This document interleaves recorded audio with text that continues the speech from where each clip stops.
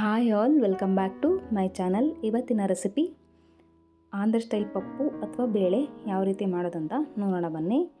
ಮೊದಲಿಗೆ ನಾನು 1.5 ಗ್ಲಾಸಷ್ಟು ತೊಗರಿಬೇಳೆಯನ್ನು ಚೆನ್ನಾಗಿ ತೊಗೊಂಡಿದ್ದೀನಿ. ಸೊ ಅದಕ್ಕೆ ಸ್ವಲ್ಪ ನೀರು ಹಾಕಿದ್ದೀನಿ. ಹಾಗೆ ನಾನು 3-4 ಟೊಮೊಟೊನ ಚಿಕ್ಕದಾಗಿ ಕಟ್ ಮಾಡಿ ಹಾಕ್ತಾಯಿದ್ದೀನಿ. ಹಾಗೆ 7-8 ಹಸಿಮೆಣಸಿನಕಾಯಿ ಖಾರ ಇರೋ ಹಾಕ್ತಾಯಿದ್ದೀನಿ.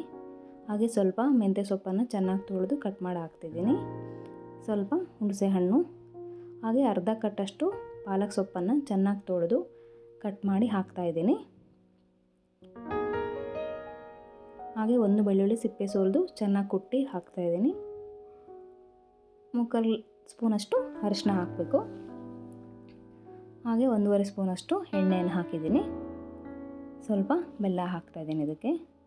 ಸೊ ಎಲ್ಲ ಐಟಮ್ಸ್ ಹಾಕಿದ ಮೇಲೆ ನಾವು ಕುಕ್ಕರ್ ಕ್ಯಾಪ್ ಕ್ಲೋಸ್ ಮಾಡಿ 4-5 ವಿಸಿಲು ಕುಕ್ಕರ್ನ ಕೂಗಿಸ್ಕೊಳ್ಬೇಕು.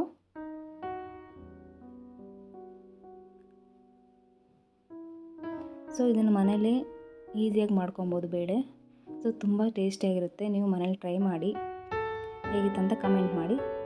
ಸೊ ಇದು ವಿಸಿಲೆಲ್ಲ ಆರಿದ ಮೇಲೆ ನಾವು ಕುಕ್ಕರ್ ಕ್ಯಾಪ್ ತೆಗೆದಾದ್ಮೇಲೆ ನಾವು ಮೇಲೆ ನೀರಿನಂಥ ತಿಳಿ ಸಾರು ಥರ ಮೇಲೆ ಇರುತ್ತಲ್ವ ರಸ, ಸೊ ಅದನ್ನು ನಾನು ಒಂದು ಬೌಲಲ್ಲಿ ಹಾಕ್ಕೊತಾ ಇದ್ದೀನಿ.